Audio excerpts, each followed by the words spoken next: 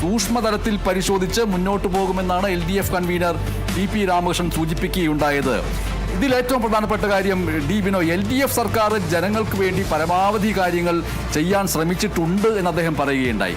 ഇതും നേരത്തെ MM മണി പറഞ്ഞതും തമ്മിൽ ഒരു പരസ്പര ബന്ധമുണ്ട്. ആ ബന്ധം എന്ന് പറയുന്നത് ക്ഷേമ പെൻഷൻ കൊടുത്തു, ഇഷ്ടംപോലെ കാര്യങ്ങൾ കൊടുത്തു, അതൊക്കെ വാങ്ങിച്ച് കഴിച്ചിട്ട് പണി തന്നു എന്നാണ്. ഇങ്ങനെ ക്ഷേമ പെൻഷൻ അടക്കമുള്ള കാര്യങ്ങൾ ചെയ്യുന്നു, നല്ല കാര്യങ്ങൾ ചെയ്യുന്നു. പക്ഷെ നല്ല കാര്യങ്ങൾ ചെയ്യുന്നതിനേക്കാൾ ഒരു പടി മുകളിലായിട്ട് ആ കാര്യങ്ങൾ ചെയ്തു എന്ന് ജനങ്ങളെ അറിയിക്കുന്നതിന് വേണ്ടി അതിനേക്കാൾ കൂടുതൽ പണം ചെലവഴിച്ച് പ്രചാരണ പരിപാടികൾ സംഘടിപ്പിക്കുന്നതിലെ ഒരു ഔചിത്യമില്ലായ്മ ജനം തിരിച്ചറിഞ്ഞു എന്ന് വേണം കരുതാൻ. അതായത് സാമൂഹ്യ മാധ്യമങ്ങളുടെ കാലഘട്ടത്തിൽ റീലുകളും അതേപോലെ നിരവധിയായിട്ടുള്ള പ്രോഗ്രാമുകളും പരിപാടികളും ഒക്കെ വിചിത്രമായ പേരുകളിട്ട് സംഘടിപ്പിക്കലാണ് ജനങ്ങളെ സ്വാധീനിക്കാൻ കഴിയൽ എന്ന് തെറ്റിദ്ധരിക്കുകയോ മറ്റോ ചെയ്തിട്ടുണ്ടാവണം. അപ്പോൾ ക്ഷേമ പെൻഷൻ കൊടുക്കുന്നതും ഈ പറയുന്ന നല്ല കാര്യങ്ങൾ ചെയ്യുന്നതും അതിനേക്കാൾ കൂടുതൽ അതിനുവേണ്ടി ചെലവഴിക്കുന്ന തുകയേക്കാൾ കൂടുതൽ തുക ചെലവഴിച്ചുകൊണ്ട് ഇത് ജനങ്ങളിലേക്ക് എത്തിച്ചത് ഞങ്ങളുടെ ഇത് തന്നു എന്ന് വരുത്താൻ വേണ്ടി ശ്രമിക്കുന്നതിലെ ഒരു ഔചിത്യക്കേട് കൂടി ഇതിൽ സംഭവിച്ചിട്ടുണ്ടോ എന്ന് MM മണിയുടെ ഈ വാക്കുകൾക്കകത്ത് അതിൻ്റെ ഒരു ധ്വനിയുണ്ട് എന്നും മനസ്സിലാക്കേണ്ടിയിരിക്കുന്നു. എങ്കിലും ബിനോയ് പറഞ്ഞു വന്നത് LDF ഇതിനെ സൂക്ഷ്മമായിട്ട് പരിശോധിക്കുക തന്നെ ചെയ്യും. അത് LDF കൺവീനർ അത് പറഞ്ഞിട്ടുണ്ടെങ്കിൽ അത് കൃത്യമായിട്ട് ഇത് പരിപാലിക്കപ്പെടുന്നുണ്ടോ എന്നുള്ളത് അറിയാൻ ഇനി അധികം സമയവുമില്ല. MS അഹമ്മദ് മനസ്സിലാക്കേണ്ട തുടർച്ചയായ രണ്ടാമത്തെ പരാജയമാണ്. പാർലമെൻറ്റ് തെരഞ്ഞെടുപ്പിലും ഇത്തരത്തിൽ ഒരു വലിയ പരാജയം പാർട്ടിക്ക് അന്ന് ഏറ്റുവാങ്ങേണ്ടി വന്നു. അതിന് തൊട്ട് പിന്നാലെ പാർട്ടി തന്നെ വലിയ തരത്തിലുള്ള ക്യാമ്പയിനുകൾ ജില്ലാതലത്തിലും ഒപ്പം ഏരിയ തിരിച്ചും പാർട്ടിയുടെ എല്ലാ തട്ടിലും ഇതുമായി ബന്ധപ്പെട്ട ക്യാമ്പയിനുകൾ സംഘടിപ്പിച്ചു. ജനങ്ങളെ കൂടുതൽ അടുപ്പിച്ച് നിർത്തുവാനുള്ള നീക്കങ്ങളൊക്കെ അന്ന് നടത്തിയെങ്കിലും അത് എത്ര കണ്ട് വിജയപ്രദമായി എന്നുള്ളതിൻ്റെ സൂചനയാണ് ഇപ്പോൾ ഈ പഞ്ചായത്ത് തെരഞ്ഞെടുപ്പിൽ അല്ലെങ്കിൽ ഈ തദ്ദേശ ഭരണ സ്ഥാപനങ്ങളിലേക്ക് തെരഞ്ഞെടുപ്പിൽ നമുക്ക് മനസ്സിലാക്കാൻ കഴിയും. കാരണം ഇതിനും അപ്പുറത്തേക്ക് ജനങ്ങളുടെ ഇടയിലേക്ക് ജനകീയ പ്രശ്നങ്ങൾ അതിനപ്പുറത്തേക്ക് ഈ സെൻസിറ്റീവായ ചില വിഷയങ്ങൾ വന്നിരുന്നു. പ്രത്യേകിച്ചും സ്വർണ്ണപ്പാളി വിവാദവും ശബരിമലയുമായി ബന്ധപ്പെട്ട പ്രശ്നങ്ങളൊക്കെ തന്നെയാണ് ആദ്യഘട്ടത്തിൽ UDFന് ഉപയോഗിക്കാൻ കിട്ടിയ പ്രധാനപ്പെട്ട ആയുധങ്ങൾ. അത് കൃത്യമായി അവരുപയോഗിക്കുകയും വിശ്വാസ സംഗമങ്ങൾ സംഘടിപ്പിക്കുകയൊക്കെ ചെയ്തു. അതുവഴി ഒരു പരിധിവരെ ചില മേഖലകളിൽ അവർക്ക് വോട്ട് പിടിച്ചെടുക്കാൻ കഴിഞ്ഞു. എങ്കിൽ തന്നെയും കഴിഞ്ഞ രണ്ട് പ്രാവശ്യമായിട്ട് 10 വർഷത്തിനിടയ്ക്ക് സംസ്ഥാനത്ത് ഇടത് സർക്കാർ നടത്തിയിട്ടുള്ള ഭരണപരമായ നേട്ടങ്ങളെയും ഭരണപരമായി ഉണ്ടായ കോട്ടങ്ങളെയും ചെറിയ തോതിലെങ്കിലും വിലയിരുത്തപ്പെട്ടു എന്ന് വേണമെങ്കിൽ മറ്റൊരു തരത്തിൽ ഇതിൻ്റെ കൂടെ നമുക്ക് പറയാൻ കഴിയും. ഒപ്പം നമ്മൾ തള്ളിക്കളയേണ്ട ഒരു കാര്യമല്ല BJPക്ക് സമീപകാലത്തുണ്ടായിരിക്കുന്ന വലിയ തരത്തിലെ ഒരു വളർച്ച. ഈ കഴിഞ്ഞ ദിവസം തന്നെ BJPയുടെ സംസ്ഥാനത്ത് ഒരു മുതിർന്ന നേതാവ് പറഞ്ഞ സ്വകാര്യ സംഭാഷണത്തിൽ പറഞ്ഞ ഒരു കാര്യമുണ്ട്.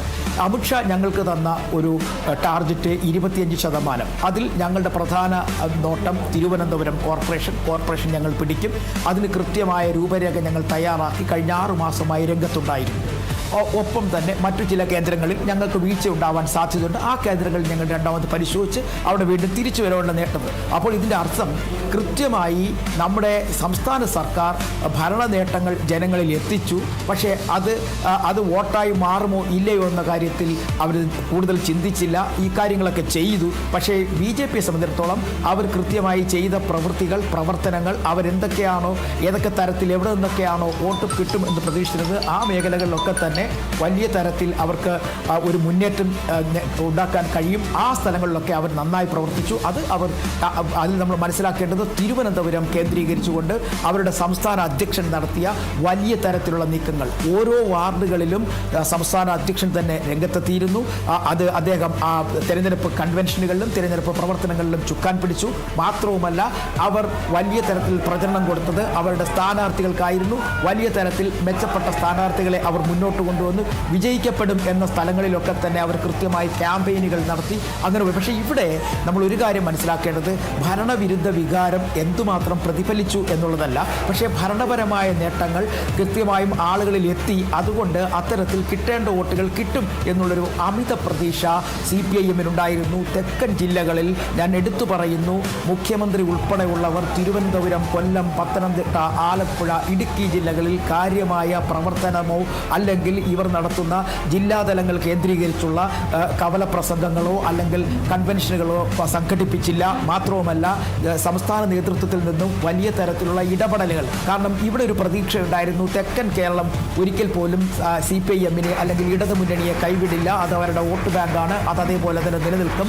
ഇനി ശ്രദ്ധിക്കേണ്ടത് പ്രത്യേകിച്ചും PV അൻവർ ഫാക്ടർ, അത് കഴിഞ്ഞിട്ട് ന്യൂനപക്ഷവുമായി ബന്ധപ്പെട്ട് UDF അടുത്തുകൊണ്ടിരിക്കുന്നു, വെൽഫെയർ പാർട്ടിയും UDF-ഉം ലീഗുമായി ചേർന്ന് കൈകോർക്കുന്നു, SDP-യുമായി കൈകോർക്കുന്നു. ഇത്തരം വിഷയങ്ങൾ അലയടിച്ചുകൊണ്ട് നിൽക്കുന്ന വടക്കൻ കേരളത്തിലേക്ക് പോയാൽ അവിടെ ഇതുമായി ബന്ധപ്പെട്ട് നടന്നു വരുന്ന മതവർഗ വികാരങ്ങൾ അത് എത്ര കണ്ട് ഉയർത്തി കാണിച്ചുകൊണ്ട് ഭൂരിപക്ഷ വോട്ടുകൾ, പ്രത്യേകിച്ചും ഈഴവ നായർ സമുദായ വോട്ടുകൾ അത് എങ്ങനെയെങ്കിലും സ്വാധീനിച്ച് എടുത്തു കഴിഞ്ഞാൽ വടക്കൻ കേരളത്തിൽ കൂടി പിടിമുറുക്കാൻ കഴിയുമെന്നൊരു പ്രതീക്ഷ CPIM-നുണ്ടായിരുന്നു. ആ പ്രതീക്ഷ അവിടെ അടിത്തെറ്റി. പക്ഷേ ഇവിടെ ചെയ്യേണ്ട കാര്യങ്ങൾ തെക്കൻ കേരളത്തിൽ കൃത്യമായി ചെയ്യാൻ കഴിഞ്ഞില്ല.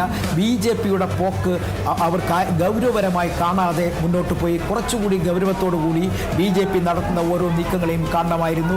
നമ്മൾ തിരുവനന്തപുരം കോർപ്പറേഷനെ വെച്ച് കണക്കെടുത്ത് നോക്കുകയാണെങ്കിൽ തിരുവനന്തപുരം കോർപ്പറേഷനിൽ 50 എന്നൊരു മാജിക്കൽ ഫിഗറിൽ BJP എത്തിയെങ്കിൽ തന്നെയും UDF 10-ൽ നിന്നൊരു കുതിച്ചു കയറ്റത്തിലേക്ക് അവർ ഇരട്ടിയാക്കാൻ ഒരു ശ്രമം നടത്തി. അതിൻ്റെ ആഘാതം ഉണ്ടായിരിക്കുന്നത് LDF-നാണ്. LDF നേടിയ സീറ്റുകളിൽ കുറവ് എന്ന് പറയുന്നത് കൃത്യമായും UDF-ഉം BJP അവരിൽ പിടിച്ചെടുത്ത സീറ്റാണ്. അപ്പോൾ ഇവിടെ നമ്മൾ മനസ്സിലാക്കേണ്ടത് LDF-ന്റെ സ്ഥാനാർത്ഥികളെല്ലാം കൃത്യമായിരുന്നു, പക്ഷേ പ്രവർത്തനങ്ങളും കൃത്യമായിരുന്നു. പക്ഷേ എവിടെയോ അവരുടെ ഇലക്ഷൻ എഞ്ചിനീയറിംഗിൽ തെക്കൻ കേരളത്തിൽ ഒരു തെറ്റ് പറ്റിയിരിക്കുന്നു. അതുതന്നെയാണ് തെക്കൻ കേരളത്തിൽ LDF-ന് അടിപതറിയെന്ന് നമുക്ക് പറയാൻ കഴിയും. പക്ഷേ അതിനും അപ്പുറത്തേക്ക് സമീപകാലത്തുണ്ടായിരുന്ന പ്രശ്നങ്ങൾ, ആ പ്രശ്നങ്ങളെ ന്യായീകരിച്ച് മുന്നോട്ട് പോകുക മാത്രമാണ് സർക്കാർ ചെയ്തതിന് അതിനും അപ്പുറത്തേക്ക് സ്വർണ്ണപ്പാളി വിവാദവുമായി ബന്ധപ്പെട്ട് അറസ്റ്റുകൾ നടന്നു, വലിയ തരത്തിലെ അന്വേഷണങ്ങൾ പുരോഗമിക്കുന്നു. ആ അന്വേഷണമൊക്കെ നടക്കുമ്പോഴും LDF-ന്റെ കിട്ടിയ ഏറ്റവും വലിയ ഒരു ആയുധമായിരുന്നു രാഹുൽ മാങ്കൂട്ടുമായി ബന്ധപ്പെട്ട് നിലനിൽക്കുന്ന ഏറ്റവും വലിയ വിവാദപരമായ പ്രശ്നങ്ങൾ, സ്ത്രീ പ്രശ്നങ്ങൾ. അത്തരം സംഭവങ്ങളൊക്കെ ഉയർത്തിപ്പിടിച്ചെങ്കിലും അത് എത്ര കണ്ട് നമ്മുടെ കേരളത്തിൽ അത് LDF-ന് അനുകൂലമായൊരു തരംഗമാക്കി മാറ്റാൻ കഴിഞ്ഞു എന്നുള്ള കാര്യമൊക്കെ അത് ചർച്ച ചെയ്യപ്പെട്ടെങ്കിൽ തന്നെയും അത് ആളുകളിൽ എന്തുമാത്രം സ്വാധീനിക്കപ്പെട്ടു, അതുവഴി സ്ത്രീ വോട്ടർമാരെ എന്തുമാത്രം അടുപ്പിക്കാൻ കഴിഞ്ഞു എന്നുള്ളതൊക്കെ തന്നെ പാർട്ടി പരിശോധിക്കണം. കാരണം ഇത്തരം പ്രശ്നങ്ങൾ, ഈ വില കുറഞ്ഞ കാര്യങ്ങളോ ഒന്നും തന്നെ ജനങ്ങളുടെ മുമ്പിലേക്ക് പോയി തന്നെയും അത് വോട്ടായി പ്രതിഫലിക്കത്തില്ല എന്നൊരു ഉദാഹരണം കൂടിയാണ് ഈ രാഹുൽ മാങ്കൂട്ടം പോലുള്ള വ്യക്തികൾ നടത്തിയ അതിക്രമങ്ങളും കാര്യങ്ങളൊക്കെ. ഇവിടെ കൃത്യമായി ഒരു പോളിസി അല്ലെങ്കിൽ ഒരു നയം നടപ്പിലാക്കാൻ BJP ശ്രമിച്ചു. അതുപോലെ തന്നെ UDF-നെ സംബന്ധിച്ചിടത്തോളം അവരുടെ ജീവൻ മരണ പോരാട്ടമാണ്. ഈ സെമി ഫൈനലിൽ UDF പരാജയപ്പെട്ടാൽ, അടിപതറിയാൽ, പിന്നീട് ഫൈനൽ എന്ന് പറയുമ്പോൾ നിയമസഭയിലേക്ക് നോക്കണ്ട, അവിടെ തകർന്നടിയും. അതിന് കൃത്യമായ ഒരു ടൈം ടേബിൾ ഉണ്ടാക്കി കാര്യങ്ങൾ ഗൗരവത്തോടെ കണ്ടു. നമ്മൾ കണ്ടതാണ് തിരുവനന്തപുരം നഗരസഭയിൽ സ്ഥാനാർത്ഥിയെ പ്രഖ്യാപിച്ചുകൊണ്ട് K. മുരളീധരനെ പോലൊരു മുതിർന്ന നേതാവിന് പൂർണ്ണ ചുമതല നൽകി ഒരു കോർപ്പറേഷൻ പിടിച്ചെടുക്കുന്നതിന് വേണ്ടി മേയർ സ്ഥാനാർത്ഥിയായ മുൻ MLA ശബരിനാഥനെ സ്ഥാനാർത്ഥിയാക്കുന്നു. അത്തരത്തിലൊരു നീക്കം നടത്തുവാൻ, അങ്ങനെ ഒരു ഷെഡ്യൂൾ തയ്യാറാക്കി മുന്നോട്ട് പോകാൻ കോൺഗ്രസിന് കഴിഞ്ഞു. കോൺഗ്രസിനെ സംബന്ധിച്ചിടത്തോളം അവരുടെ ചിട്ടയായ പ്രവർത്തനം, സാധാരണഗതിയിൽ കോൺഗ്രസിനകത്ത് സ്ഥാനാർത്ഥി നിർണയവുമായി ബന്ധപ്പെട്ട് ചിട്ടയായ പ്രവർത്തനത്തെക്കുറിച്ച് D. ബിനോയ് പറയുമ്പോൾ ഇന്ന് ഈ വിജയത്തിന്റെ മണം അടിച്ച ഉടൻ തന്നെ KPCC അധ്യക്ഷൻ സണ്ണി ജോസഫ് മാധ്യമങ്ങളോട് പറഞ്ഞ പ്രധാനപ്പെട്ട കാര്യം കോൺഗ്രസ് വലിയ രീതിയിലുള്ള ഒരു കൂട്ടായ്മയോടും ഐക്യത്തോടും കൂടിയിട്ട് സ്ഥാനാർത്ഥി നിർണയം നടത്തി എന്നുള്ളത് തന്നെയാണ്. D. ബിനോയ് പറഞ്ഞു വന്നത് ഇത് തന്നെയാണ്. ഏറ്റവും പ്രധാനപ്പെട്ട കാര്യമായിട്ട് KPCC അധ്യക്ഷനും ഒന്നാമത്തെ കാര്യം, ഈ വിജയത്തിന്റെ ഒന്നാമത്തെ ഫാക്ടർ ഉത്തരം എന്ന് പറയുന്നത് ഈ സ്ഥാനാർത്ഥി നിർണയത്തിൽ ഹൈക്കമാൻഡിന്റെ ഭാഗത്തു നിന്നോ മേൽഘടകങ്ങളിൽ നിന്നോ ഒരു ഇടപെടലും ഉണ്ടാവാത്ത രീതിയിൽ സംസ്ഥാനത്തെ കോൺഗ്രസിന് ആ കാര്യത്തിൽ പൂർണ്ണമായ തീരുമാനമെടുക്കാനുള്ള അധികാരമുണ്ടാവണമെന്ന് വ്യവസ്ഥ വെച്ചു. ആ വ്യവസ്ഥ കൃത്യമായിട്ട് പാലിക്കപ്പെട്ടു. മറ്റു താല്പര്യങ്ങൾക്കൊന്നും ഇട നൽകാതെ കണിശതയോടുകൂടി സ്ഥാനാർത്ഥി നിർണയത്തിൽ പൂർണ്ണത വരുത്തി അത് കൃത്യമായിട്ട് തീരുമാനിച്ചുറപ്പിച്ച് നടപ്പാക്കാൻ കഴിഞ്ഞതാണ് ഇതിലെ ഒന്നാമത്തെ വിജയത്തിന്റെ കാര്യമായിട്ട് അദ്ദേഹം സൂചിപ്പിക്കുകയുണ്ടായി. D. ബിനോയ് പറഞ്ഞു വന്നത് അത് തന്നെയാണ്. തീർച്ചയായും അത് തന്നെയാണ്. അതായത് അവരെന്താണോ മനസ്സിൽ കണ്ടത് അത് കൃത്യമായി നടപ്പിലാക്കണം, അല്ലെങ്കിൽ എക്സിക്യൂട്ട് ചെയ്യുവാൻ അവർക്ക് കഴിഞ്ഞു എന്നുള്ളത് ഉറപ്പാണ് കോൺഗ്രസിനെ സംബന്ധിച്ചിടത്തോളം. മറ്റൊരു കാര്യം നമ്മൾ എടുത്തു പറയേണ്ടത്, സാധാരണഗതിയിൽ സ്ഥാനാർത്ഥി നിർണയം വരുമ്പോൾ കോൺഗ്രസിനകത്ത് ആദ്യം തല പൊക്കുന്നത് ഗ്രൂപ്പാണ്, രണ്ടാമത് തല പൊക്കി വരുന്നത് ജാതി മത സമവാക്യങ്ങളാണ്. ഈ രണ്ട് സാധനങ്ങളും ഇത്തവണ കോൺഗ്രസിനകത്ത് ഉണ്ടായില്ല എന്ന് മാത്രമല്ല, ഈ ജാതി സമവാക്യങ്ങളുടെ പേരിൽ വാചക കസർത്ത് നടത്തുന്ന നേതാക്കന്മാരോ അതല്ലെങ്കിൽ ഗ്രൂപ്പുകളുടെ പേരിൽ താഴെ തട്ടിൽ പ്രശ്നങ്ങൾ ഉണ്ടാക്കുന്ന നേതാക്കന്മാരോ അറിഞ്ഞില്ല സ്ഥാനാർത്ഥി നിർണയവുമായി ബന്ധപ്പെട്ട ചർച്ചകൾ എന്നുള്ളതാണ് ഏറ്റവും എടുത്തു പറയേണ്ട കാര്യം. കാരണം സ്ഥാനാർത്ഥി നിർണയം കഴിഞ്ഞു പട്ടിക മുന്നിലെത്തിയപ്പോഴാണ് സാധാരണഗതിയിൽ പാർട്ടിക്കകത്ത് തന്നെ വലിയ തരത്തിൽ കുത്തിത്തിരിപ്പുണ്ടാക്കുകയും പാർട്ടിയിൽ മതപരമായ ചേരിത്തിരിവുണ്ടാക്കുകയും ഗ്രൂപ്പ് തരത്തിൽ ചേരിത്തിരിവുണ്ടാക്കുകയും ചെയ്യുന്ന നേതാക്കന്മാർ തലപൊക്കി വരിക. പക്ഷേ അതിനുള്ളൊരു അവസരം നൽകാതെ കോൺഗ്രസിന് മുന്നോട്ട് പോകാൻ കഴിഞ്ഞു. അതൊരു വിജയത്തിൻ്റെ ഒരു പ്രധാന പടി ആണ്, അല്ലെങ്കിൽ പടവാണ് നമുക്ക് പറയാൻ. പക്ഷേ തിരുവനന്തപുരം കോർപ്പറേഷനെ സംബന്ധിച്ചിടത്തോളം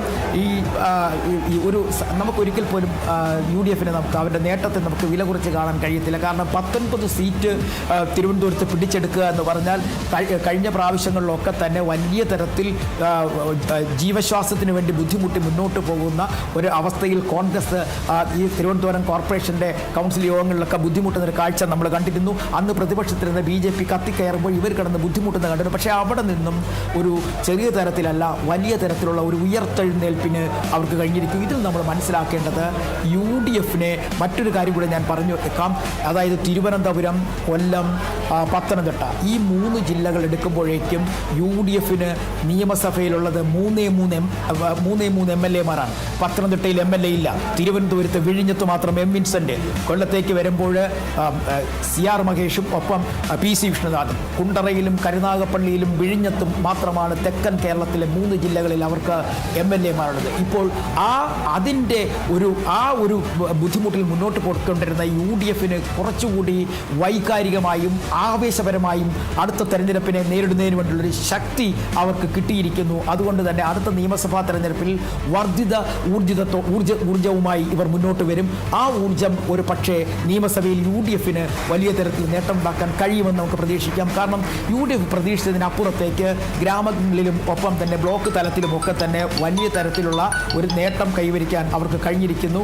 ആ നേട്ടം ഒരു പക്ഷേ നിയമസഭയിൽ നിഴലിച്ചാൽ നമ്മൾ പറയുന്നതിനപ്പുറത്തേക്ക് ഒരു ഭരണമാറ്റത്തിന്റെ സാധ്യതയൊന്നും നമുക്ക് തള്ളിക്കളയാനാകില്ല. വടക്കൻ അതിൽ ഈ വർദ്ധിത വീര്യത്തോടുകൂടി UDFന് രംഗപ്രവേശം ചെയ്യാൻ കഴിയും നിയമസഭയിലേക്ക് എന്ന് D. ബിനോയ് പറയുമ്പോൾ ആ വർദ്ധിത വീര്യത്തിന്റെ തുല്യ അളവ് LDFന് ഉണ്ടാകണമെന്നില്ല.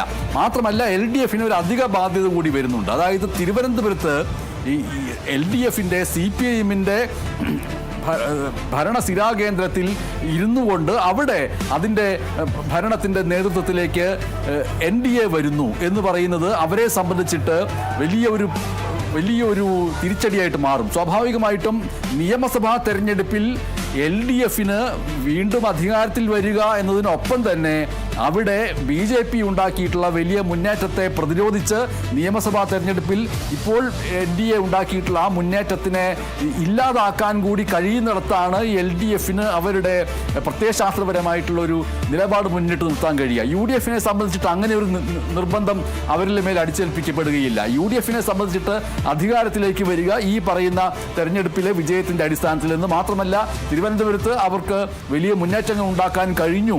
അത് തന്നെ അവരുടെ വലിയ കാര്യമായിട്ട് അവർക്ക് മുന്നോട്ട് വയ്ക്കുകയും ചെയ്യാം. പക്ഷേ LDFനെ സംബന്ധിച്ചിട്ട് ഒരേ സമയത്ത് തിരുവനന്തപുരം അടക്കമുള്ള ഇടങ്ങളിൽ വിജയം നേടുകയും ആ വിജയത്തിൽ BJPയെ ഒന്നുകൂടി ഇപ്പോൾ നേടിയിരിക്കുന്ന വിജയത്തെ ഇല്ലാതാക്കുകയും ചെയ്താൽ മാത്രമേ അവർക്ക് മുന്നോട്ട് പോകാൻ കഴിയുകയുള്ളൂ എന്നുള്ളൊരു ചിന്ത കൂടി അവരിലേക്ക് വരും. പക്ഷേ ഇപ്പോൾ നമ്മൾ സംസാരിച്ചു കൊണ്ടിരിക്കുമ്പോൾ LDFൽ നിന്ന് LDF കൺവീനർ മാത്രമേ ഇതുവരെ സംസാരിച്ചിട്ടുള്ളൂ. അത് സൂക്ഷ്മമായിട്ട് വിശകലനം ചെയ്യുമെന്ന്. ഇപ്പോൾ തത്സമയം AK സെന്ററിൽ അടക്കമുള്ള ഇടതുപക്ഷ ചിന്താകേന്ദ്രങ്ങളിൽ വലിയ കൂലങ്കഷമായിട്ടുള്ള ചിന്തകൾ നടക്കുകയായിരിക്കും. പ്രത്യേകിച്ചും ഇന്ന് വൈകിട്ട് തന്നെ, ഉച്ചയ്ക്ക് ശേഷം വൈകിട്ട് തന്നെ ഇതുമായി ബന്ധപ്പെട്ട് മാധ്യമങ്ങളോട് എന്ത് പറയേണ്ടിയിരിക്കുന്നു എന്നതിനെക്കുറിച്ചുള്ളൊരു കുറിപ്പ് തയ്യാറാക്കുന്നുണ്ടായിരിക്കും. ഞാൻ വിചാരിക്കുന്നത് ആ കുറിപ്പ് എന്ന് പറയുന്നത് ഇത് ഒരു രാഷ്ട്രീയ വോട്ടിംഗ് അല്ല നടന്നത്. ഈ തദ്ദേശ തെരഞ്ഞെടുപ്പിൽ അതാത് ഇടങ്ങളിലെ പ്രാദേശിക സ്വഭാവമുള്ള കാര്യങ്ങളും സ്ഥാനാർത്ഥികളുടെ വ്യക്തി താല്പര്യങ്ങളും വർഗീയ അജണ്ടകളും എല്ലാം ചേർന്നിട്ടുള്ള ഒരു വിജയമായിട്ടാണ്, അല്ലാതെ ഇതൊരു രാഷ്ട്രീയ തെരഞ്ഞെടുപ്പല്ല നടന്നത് എന്നായിരിക്കും വ്യാഖ്യാനങ്ങളിൽ ഒന്നായിട്ട് എന്തുകൊണ്ട് തോറ്റു എന്നുള്ളതിനുള്ള ഉത്തരമായിട്ട് ഒരു പക്ഷേ വരാൻ സാധ്യതയുള്ളത്. ഒപ്പം തന്നെ BJPയുമായിട്ട് ചേർന്നുകൊണ്ട് UDF വോട്ട് കച്ചവടം നടത്തിയെന്നടക്കമുള്ള കാര്യങ്ങളും ഒരു പക്ഷേ വന്നേക്കാം. ഒപ്പം തന്നെ വോട്ടുകളിലെ ഈ കണക്കുകൾ വെച്ചുകൊണ്ട് കണക്കുകൾക്കകത്തെ കളി വെച്ചുകൊണ്ട് എന്താണ് LDFന് അതിൻ്റെ അടിത്തറയ്ക്ക് ഒരു നഷ്ടവും ഉണ്ടായിട്ടില്ല, മറിച്ച് കൂടുകയാണ് ചെയ്തിട്ടുള്ളത് എന്നിങ്ങനെയുള്ള വിശകലനങ്ങൾ വന്നു എന്നും വന്നേക്കാം.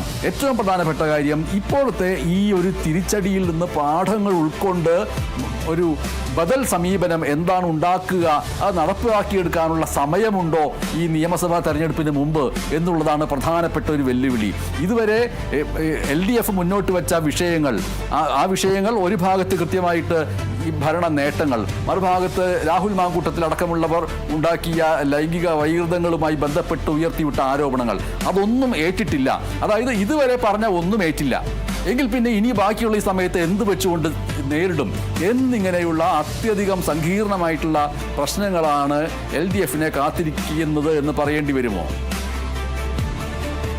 MS തീർച്ചയായിട്ടും അങ്ങനെ തന്നെ പറയാം. രാഷ്ട്രീയപരമായി വലിയ തരത്തിലെ പൊട്ടിത്തെറി ഉണ്ടാക്കുവാൻ രാഹുൽ മാങ്കൂട്ടവുമായി ബന്ധപ്പെട്ട പ്രശ്നങ്ങൾക്ക് കഴിയും എന്നുള്ള പ്രതീക്ഷ CPIM-നുണ്ടായിരുന്നു. പക്ഷേ അതൊരു ചെറിയ തരത്തിലെ ഒരു ചലനത്തിന് പോലും വഴിവെച്ചില്ല എന്നുള്ളതാണ് എടുത്തു പറയേണ്ട കാര്യം. കാരണം ഈ രാഹുൽ മാങ്കൂട്ടത്തിനെതിരെ 2 കേസുകൾ, ഒന്ന് നമ്മൾ ശ്രദ്ധിക്കേണ്ട കാര്യം, നാമനിർദ്ദേശ പത്രിക സൂക്ഷ്മ പരിശോധന കഴിഞ്ഞതിന് ശേഷം പത്രിക പിൻവലിക്കുന്നതിന് സമയത്തിന് തൊട്ട് മുമ്പാണ് ആദ്യ ഇരയുടെ വെളിപ്പെടുത്തൽ എന്ന തരത്തിൽ ശബ്ദ രേഖകൾ പുറത്തേക്ക് വരുന്നതും വാട്സപ്പ് ചാറ്റുകൾ പുറത്തു വരുന്നതും. അത് പുറത്തേക്ക് വന്ന് മണിക്കൂറുകൾക്കുള്ളിൽ തന്നെ ഇരയെ പോലീസ് നേരിട്ട് കാണുന്നു. വെളുപ്പാങ്കാലം വരെ ഏകദേശം 3 മണിവരെ ഇരയെ പോലീസ് സ്റ്റേഷനിൽ എത്തിക്കുന്നു. അവിടെ വെച്ച് കാര്യങ്ങൾ ചോദിച്ചറിയുന്നു. ഏകദേശം 24 മണിക്കൂറിനുള്ളിൽ വിവിധ തരത്തിലുള്ള വകുപ്പുകൾ, ജാമ്യമില്ലാ വകുപ്പുകൾ ചേർത്ത് കേസെടുക്കുന്നു. രാഹുൽ മാങ്കൂട്ടത്തിൽ ഒളിവിൽ പോകുന്നു. പിന്നീട് കോടതിയിലേക്ക് പോകുന്നു.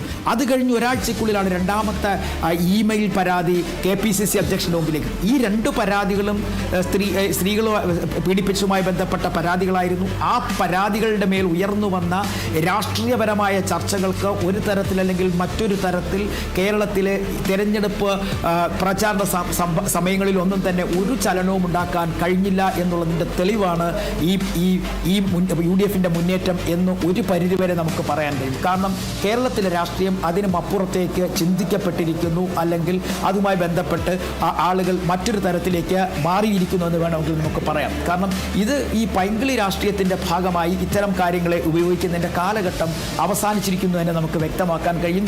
ഇവിടെ വേണ്ടത് കൃത്യമായ രാഷ്ട്രീയ അജണ്ട. ആ അജണ്ട എത്ര കണ്ട് നടപ്പിലാക്കി മുന്നോട്ട് കൊണ്ടുപോകാൻ കഴിയും എന്നുള്ളതാണ്. ഇവിടെ ഇനി ഒരു കാര്യം കൂടി നമുക്ക് പറയാം.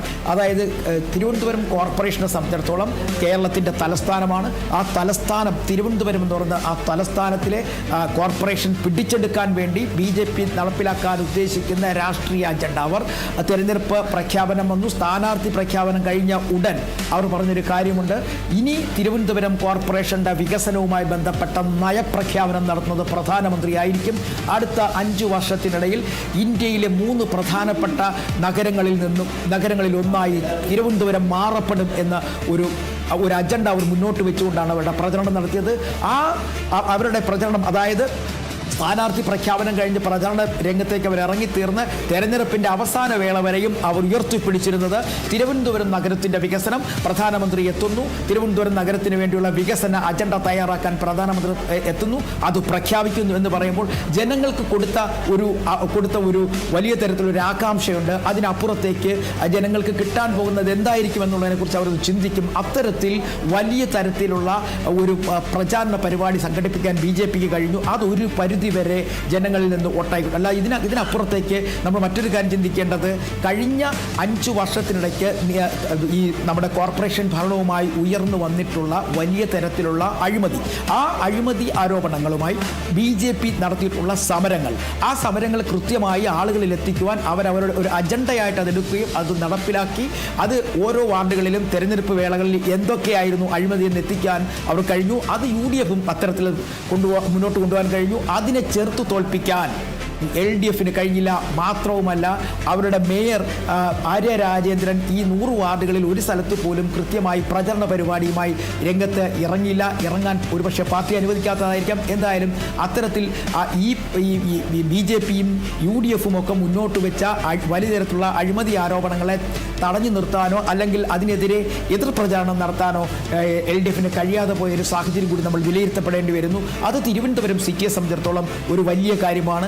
മാത്രവുമല്ല തിരുവനന്തപുരം ഈ ഗ്രാമങ്ങളിലേക്ക് പോവുകയാണെങ്കിൽ പ്രതീക്ഷിക്കാത്ത സ്ഥലങ്ങളിൽ BJP നടത്തിയ മുന്നേറ്റം, UDF നടത്തിയ മുന്നേറ്റം അതൊക്കെ LDFനെ സംബന്ധിച്ചിടത്തോളം വലിയ തലവേദനകൾ സൃഷ്ടിക്കും. കാരണം ഈ നമ്മുടെ കോർപ്പറേഷൻ പരിധിയിൽ വരുന്ന 3 നിയമസഭാ മണ്ഡലങ്ങൾ, അതിൽ പ്രധാനപ്പെട്ട 3 നിയമസഭാ മണ്ഡലങ്ങൾ ഞാൻ പറയുന്നത് കഴക്കൂട്ടം, രണ്ടാമത്തേത് വട്ടിയൂർക്കാവ്, മൂന്നാമത്തേത് നേമം. ഈ 3 ഇടങ്ങളിലും BJP അവരുടെ ഈ നഗരസഭാ തെരഞ്ഞെടുപ്പിൽ ആധിപത്യം ഉറപ്പിച്ചിരിക്കുന്നു എന്ന് പറഞ്ഞാൽ, കൃത്യമായി പറഞ്ഞാൽ ഈ നിയമസഭയിൽ അവരവരുടെ ഭൂരിപക്ഷം എന്ന രീതിയിൽ തന്നെ ആ വാർഡുകളിലെ വിജയം അവരെത്തിച്ചു കഴിഞ്ഞിരിക്കുന്നു. അത് BJPയെ സംബന്ധിച്ചിടത്തോളം ഇനി വരാൻ പോകുന്ന നിയമസഭാ തെരഞ്ഞെടുപ്പിൽ ഒരു നേട്ടമാണ്. കാരണം വളരെ ചുരുങ്ങിയ ദിവസം, നേരത്തെ MS സൂചിപ്പിച്ചതുപോലെ തന്നെ ഇനി LDFന് അല്ലെങ്കിൽ ഇടതു സർക്കാരിന് പുതിയ എന്തെങ്കിലും ഒരു, കാരണം അവർ കൊണ്ടുവന്ന അല്ലെങ്കിൽ അവർ മുന്നോട്ട് ജനങ്ങളിലേക്ക് എത്തിക്കാൻ ശ്രമിച്ച കാര്യങ്ങൾക്കൊന്നും കാര്യമായ ഒരു പിന്തുണ ജനങ്ങളുടെ ഭാഗത്തു നിന്ന് കിട്ടിയിട്ടില്ല. അപ്പോൾ ഈ 4 മാസത്തിനിടയ്ക്ക് എന്താകും, ഏത് തരത്തിലുള്ള വികസന പ്രവർത്തനങ്ങൾ മുന്നിലേക്ക് കൊണ്ടുവന്നു കഴിഞ്ഞാൽ ഇതിനെയൊക്കെ ധരണം ചെയ്ത് മുന്നോട്ട് പോകാൻ ഈ CPIMന് കഴിയും, അല്ലെങ്കിൽ ഇടതുമുന്നണി കഴിയും എന്നുള്ള കുറിച്ച് അവർ വലിയ രീതിയിൽ ചിന്തിക്കണം. ചിന്തിക്കാതെ വന്നു കഴിഞ്ഞാൽ ഒരു പക്ഷേ നിയമസഭാ തെരഞ്ഞെടുപ്പിലും ഈ കോർപ്പറേഷൻ തെരഞ്ഞെടുപ്പിൻ്റെ ചെറിയതല്ലാത്ത വലിയ തരത്തിലുള്ള അലയൊലികൾ ഉണ്ടാവാൻ സാധ്യതയുണ്ട്. അതൊരു പക്ഷേ BJPക്കുള്ള സാധ്യതകൾ വർദ്ധിപ്പിക്കാനിടയുണ്ട്. MS BJPക്കുള്ള സാധ്യതകൾ വർദ്ധിപ്പിക്കാൻ ഇടയുണ്ട് എന്ന് പറയുമ്പോൾ തന്നെ ഇതിൽ മറ്റൊരു പ്രധാനപ്പെട്ട കാര്യം, പൊതുവെ പറഞ്ഞു കേട്ടിരുന്ന ഒരു കാര്യം എന്ന് പറയുന്നത്, അടുത്ത നിയമസഭാ തെരഞ്ഞെടുപ്പിൽ LDF മൂന്നാമതും ഭരണം നേടരുത് എന്ന് ആഗ്രഹിക്കുന്നവർ ഇടതുപക്ഷ ജനാധിപത്യ മുന്നണിയിൽ തന്നെ ഉണ്ട്, സഖാക്കൾ എന്നുള്ള നിലയ്ക്ക്, വലിയ പാർട്ടി പ്രവർത്തകർ എന്നുള്ള നിലയ്ക്ക് എന്നുള്ളൊരു വിശകലനം ഉണ്ടായിരുന്നു. ബംഗാളിലൊക്കെ സംഭവിച്ചതുപോലെ പാർട്ടിയുടെ അടിവേര് അറക്കപ്പെടുന്ന രീതിയിൽ, വലിയ വളർച്ചയിലൂടെ അടിവേരുകൾ അറക്കപ്പെടുന്ന രീതിയിലേക്ക് കാര്യങ്ങൾ പോകരുത്. അതുകൊണ്ട് ഒരു മുന്നേറ്റത്തിന് മുമ്പുള്ള ഒരു പിൻവാങ്ങലിന് വേണ്ടി അടുത്ത തവണ അധികാരത്തിൽ വരാതിരിക്കുന്നതാണ് പാർട്ടിയുടെ വളർച്ചയ്ക്ക് എന്നൊക്കെ വിശ്വസിച്ചിരുന്നവർ ഒരു ഭാഗത്തുണ്ട്. മറുഭാഗത്താണെങ്കിൽ ഈ CPIM LDF ഇവിടെ വീണ്ടും അധികാരത്തിൽ വരണം എന്ന് ആഗ്രഹിക്കുന്നത് BJP ആണെന്നും സമ്പൂർണ്ണമായിട്ട് കോൺഗ്രസിനെ ഉന്മൂലനം ചെയ്യുക എന്നുള്ള ലക്ഷ്യത്തിൻ്റെ ഭാഗമായിട്ട് അവർ അതൊരു അജണ്ടയാക്കി വെക്കുന്നുണ്ടെന്നും പല തലങ്ങളിൽ അത്തരത്തിലുള്ള ഒരു നീക്കുപോക്കുകളുണ്ട് എന്നുള്ള ഒരു ആരോപണവും ഒരു ഭാഗത്തുണ്ടായിരുന്നു. പക്ഷെ അതെല്ലാം തള്ളിക്കളയുന്ന രീതിയിലാണ് ഇവിടെ ഇപ്പോൾ സംഭവിച്ചിരിക്കുന്നത്. തള്ളിക്കളയുന്നു എന്ന് പറയാൻ പറ്റില്ലെങ്കിൽ തന്നെയും ഭരണവിരുദ്ധ വികാരത്തിൻ്റെ ഭാഗമായിട്ട് ജനം UDFന് വോട്ട് ചെയ്തു. അതിനിടയിൽ സവിശേഷമായിട്ടുള്ള ഒന്നായിട്ട് NDAയുടെ തിരുവനന്തപുരത്തെ വിജയം ഉയർന്നു നിൽക്കുകയും ചെയ്യുന്നു. ഇനി ഇതിൽ ഏതാണ് പ്രധാനപ്പെട്ടത് എന്നുള്ളതാണ്. അതായത് NDAയുടെ ഈ വിജയമാണോ പ്രധാനപ്പെട്ടത്, UDFൻ്റെ വലിയ രീതിയിലുള്ള മുന്നേറ്റമാണോ എന്നുള്ളതാണ്. ഏതിനാണ് പ്രാധാന്യം നൽകുക എന്നുള്ളതിൽ ജനാധിപത്യ വിശ്വാസികളെ സംബന്ധിച്ച് നമ്മൾ ഇപ്പോൾ കണ്ട, അല്ലെങ്കിൽ ഈ തദ്ദേശ ഭരണ സ്ഥാപനങ്ങളിൽ കണ്ട ഒരു മേൽക്കൈ അവിടെ UDFന് അനുകൂലമാകാനുള്ള സാധ്യത നമുക്ക് തള്ളിക്കളയാനാകില്ല. കാരണം ഈ MM മണിയെ പോലുള്ള ഒരു നേതാവൊക്കെ ഇത്തരത്തിൽ ജനങ്ങൾക്കെതിരെ നടത്തുന്ന ഈ പ്രതികരണങ്ങൾ അത് ജനം കേൾക്കുന്നതാണ്. കാരണം ദൃശ്യമാധ്യമങ്ങളിലൂടെയൊക്കെ മറ്റും കേട്ടതാണ്. നാളെ അതൊരു വലിയ വാർത്തയായിട്ട് വരും. ഇതിനെ മറച്ചു വയ്ക്കുവാൻ, ഇതിന് മറുപടി നൽകുവാൻ വലിയ വില തന്നെ CPIM കൊടുക്കേണ്ടി വരും. നേതാക്കന്മാർ ഒന്നടങ്കം ഇതിന് മറുപടി പറയാൻ രംഗത്തിറങ്ങേണ്ടി വരും. അപ്പോൾ ഇതൊക്കെ നിയമസഭാ തെരഞ്ഞെടുപ്പിൽ വലിയ ചർച്ചയായിട്ട് വരും. എന്തായാലും നിയമസഭാ തെരഞ്ഞെടുപ്പിൽ നിന്നും ഇപ്പോൾ എന്താണോ UDF നടത്തിയിരിക്കുന്ന ഒരു സംവിധാനം, അത് അല്ലെങ്കിൽ എങ്ങനെയാണോ അവർ ഒരു നീക്കം നടത്തിയത്, അതിനേക്കാൾ കുറച്ചുകൂടി ശക്തമായൊരു നീക്കം നടത്തുവാൻ തയ്യാറാവും. ഇതിൽ നേരത്തെ MS സൂചിപ്പിച്ചതുപോലെ തന്നെ മുകളിൽ നിന്നൊരു ഇടപെടൽ ഇത്തവണ ഈ തദ്ദേശ ഭരണ സ്ഥാപനങ്ങളുടെ തെരഞ്ഞെടുപ്പിൽ ഉണ്ടായില്ല. ജാതി വർഗീയ പാർട്ടികളുടെ ഇടപെടൽ ഉണ്ടായില്ല, ഗ്രൂപ്പ് സമവാക്യങ്ങളുടെ ഇടപെടൽ ഉണ്ടായില്ല. അത് UDFന് ശക്തി പകർന്നു. ആ ശക്തി ആർജിച്ചുകൊണ്ട് മുന്നോട്ട് പോവുകയാണെന്നുണ്ടെങ്കിൽ ഒരു പക്ഷേ UDFന് അവർ പ്രതീക്ഷിക്കുന്ന സ്ഥലത്തേക്ക് എത്തിച്ചേരാൻ കഴിയും. എന്തായാലും LDF ഈ പരാജയത്തിൽ നിന്ന് പാഠം ഉൾക്കൊള്ളും. നമുക്കറിയാം ബുദ്ധിജീവികളുണ്ട്, സൈദ്ധാന്തികന്മാരുണ്ട്, അവരെല്ലാം ഒത്തുചേരും. കാരണം ഇപ്പോൾ തന്നെ അതുമായി ബന്ധപ്പെട്ട നീക്കങ്ങൾ നടത്തും. നേരത്തെ MS സൂചിപ്പിച്ചതുപോലെ തന്നെ ഈ പരാജയത്തെ അവർ പറയാൻ പോകുന്നത് CPIMനെതിരെയും LDFനെതിരെയും BJPയും UDFും ചേർന്ന് നടത്തിയ ചില നീക്കങ്ങളുടെ ഫലമായി തലസ്ഥാനത്തേക്ക് അവർ അധികാരത്തിലെത്തുന്നു, അതിനുവേണ്ടി ഒരു നീക്കം നേരത്തെ തന്നെ അവർ നടത്തിയിരുന്നു പറയും. അതിനപ്പുറത്തേക്ക് വടക്കൻ ജില്ലകളിലേക്ക് വരുമ്പോഴേക്കും വെൽഫെയർ പാർട്ടി പോലുള്ള രാഷ്ട്രീയ പാർട്ടികളുമായി അല്ലെങ്കിൽ മതന്യൂനപക്ഷങ്ങൾക്ക് ഏറ്റവും താല്പര്യമുള്ള ഉൾപ്പെടെയുള്ള രാഷ്ട്രീയ പാർട്ടികളുമായി കോൺഗ്രസ് സമീപകാലത്ത് സ്ഥാപിച്ച വലിയ തരത്തിലുള്ള ബന്ധം, അതിന് പാലമായി മാറിക്കഴിഞ്ഞ ലീഗ്, ഇത്തരം കാര്യങ്ങളൊക്കെ ഉയർത്തിപ്പിടിച്ചുകൊണ്ടായിരിക്കും ഇനി ആദ്യഘട്ടത്തിൽ LDF എത്താൻ പോവുക. പക്ഷേ എന്നിരുന്നാൽ തന്നെയും LDFനെ സംബന്ധിച്ചിടത്തോളം ഇനി വരാൻ പോകുന്ന തെരഞ്ഞെടുപ്പ്, നിയമസഭാ തെരഞ്ഞെടുപ്പിൽ ഈ ഭരണപരമായ നേട്ടങ്ങൾ പറഞ്ഞിട്ട് കാര്യമില്ല. പരാജയം, അത് പാർലമെന്റിൽ തുടങ്ങിയ ആ പരാജയം ഇപ്പോൾ തദ്ദേശ ഭരണ സ്ഥാപനത്തിൻ്റെ തെരഞ്ഞെടുപ്പിൽ എത്തിച്ചേർന്ന് നിൽക്കുന്നു. ഈ രണ്ട് പരാജയങ്ങളും ഉൾക്കൊണ്ടുകൊണ്ട് തന്നെ പുതിയൊരു പാഠം, പുതിയൊരു രീതി അവർ പ്രാവർത്തികമാക്കിയില്ല എങ്കിൽ LDFന് വലിയ തരത്തിൽ വിയർപ്പൊഴുക്കേണ്ടി വരും. മാത്രവുമല്ല, പാർട്ടിക്ക് അകത്ത് വലിയ തരത്തിലുള്ള വിയോജിപ്പുള്ളവരുണ്ട്. ഇടതുമുന്നണിക്കകത്ത് CPI അങ്ങോട്ടും ഇങ്ങോട്ടും അകന്നും പിണങ്ങിയും നിൽക്കുന്ന സാഹചര്യങ്ങളുണ്ട്, PM ശ്രീ പദ്ധതിയുമായി ബന്ധപ്പെട്ടൊക്കെ. അപ്പോൾ ഇത്തരത്തിൽ ചില പ്രശ്നങ്ങൾ മുന്നണിക്കകത്തുണ്ട്, പാർട്ടിക്കകത്തുണ്ട്. ഈ പ്രശ്നങ്ങളൊക്കെ നിയമസഭാ തെരഞ്ഞെടുപ്പിന് മുമ്പ് പരിഹരിക്കപ്പെട്ട് മുന്നോട്ട് പോകണം. ഒപ്പം ഈ പറയുന്ന രാഹുൽ മാങ്കൂട്ടത്തിൻ്റെ പ്രവൃത്തികളോ അല്ലെങ്കിൽ അതിനപ്പുറത്തേക്കുള്ള വൃത്തികെട്ട രാഷ്ട്രീയമോ പറഞ്ഞിട്ട് കാര്യമില്ല. ഇവിടെ കൃത്യമായി ഒരു ജനകീയമായ പ്രശ്നങ്ങൾ ഉയർത്തിപ്പിടിച്ചുകൊണ്ട് രാഷ്ട്രീയപരമായ ചർച്ചകളിലൂടെ ഈ വരുന്ന തെരഞ്ഞെടുപ്പിനെ നേരിടണം. അതിനപ്പുറത്തേക്ക് മറ്റൊന്നും പാർട്ടിക്ക് എനിക്ക് ചിന്തിക്കാൻ കഴിയില്ല എന്നാണ് എനിക്ക് മനസ്സിലാക്കാൻ കഴിയുന്നത്. ഇതിൽ LDFനെ സംബന്ധിച്ചിട്ട് ഈ തദ്ദേശ തെരഞ്ഞെടുപ്പിലെ ഈ ഒരു തിരിച്ചടി എന്ന് പറയുന്നത് വാസ്തവത്തിൽ ഗുണകരമായിട്ടുള്ള ഒന്നാണ് എന്ന് പറയേണ്ടി വരും ഒരർത്ഥത്തിൽ വിശകലനം ചെയ്യുകയാണെങ്കിൽ. കാരണം ഈ ഒരു ഷോക്ക് ട്രീറ്റ്മെൻറ്റ്, ഈ ഒരു വൈദ്യുതാഘാത ചികിത്സ അവർക്ക് ആവശ്യമായിരുന്നു. ആ ആവശ്യം എന്ന് പറയുന്നത് നിയമസഭാ തെരഞ്ഞെടുപ്പിന് മുൻപ് മൊത്തത്തിൽ ഒരു അഴിച്ചുപണി നടത്തേണ്ടതുണ്ട് എന്നും ആത്മവിമർശനത്തിനും ഇടയാക്കുന്ന രീതിയിലുള്ള ഒന്നായിട്ട് അതിനെ എടുക്കുന്നുണ്ടെങ്കിൽ ആ അർത്ഥത്തിൽ അത് ഗുണപരമായിട്ട് തീരും. കാരണം നിയമസഭാ തെരഞ്ഞെടുപ്പാണ് ഏറ്റവും പ്രധാനപ്പെട്ട ഒന്ന് എന്ന് പറയുന്നത്. അപ്പോൾ LDF മൂന്നാമതും അധികാരത്തിൽ വന്നാൽ തന്നെയും അത് ഒരു ഭാഗത്ത് മേൽത്തട്ടിലെ അധികാരമായിട്ടിരിക്കെ തന്നെ ജനകീയമായ അടിത്തട്ടിലെ രണ്ടാമത്തെ ഭരണശ്രേണിയിൽ UDF ഇരിക്കുകയും ചെയ്യുക എന്ന് പറയുന്നത് ഒരു സംസ്ഥാനത്തെ സംബന്ധിച്ചിട്ട് വളരെയധികം പ്രത്യേകതയുള്ള ഒന്നായിട്ട് മാറും അധികാരത്തിൽ വരികയാണെങ്കിൽ എന്നാണ് ഞാൻ സൂചിപ്പിക്കുന്നത്. എന്തായാലും ഈ ഒരു വൈദ്യുതാഘാത ചികിത്സയ്ക്ക് ഉള്ള ഒരു ഇടമായിട്ട് ഈ തെരഞ്ഞെടുപ്പിൻ്റെ ഫലത്തെ അവർ കണക്കാക്കുന്നുണ്ടോ എന്നുള്ളതാണ് ഏറ്റവും പ്രധാനപ്പെട്ട ഒന്നായിട്ട് നമ്മൾക്ക് കാണേണ്ടത്. ഈ സമയം നമ്മൾക്ക് രാവിലെ 8 മണിക്ക് ആരംഭിച്ച വോട്ടെണ്ണൽ ഇപ്പോൾ ഏകദേശം പൂർണ്ണമാവുന്ന അവസ്ഥ എത്തുന്നു. കോഴിക്കോട് അടക്കമുള്ള കാര്യങ്ങളിലെ എന്തായി നീക്കുപോക്കുകൾ എന്നുള്ള കാര്യങ്ങളിലേക്കൊക്കെ നമ്മൾക്ക് പോകേണ്ടതുണ്ട്.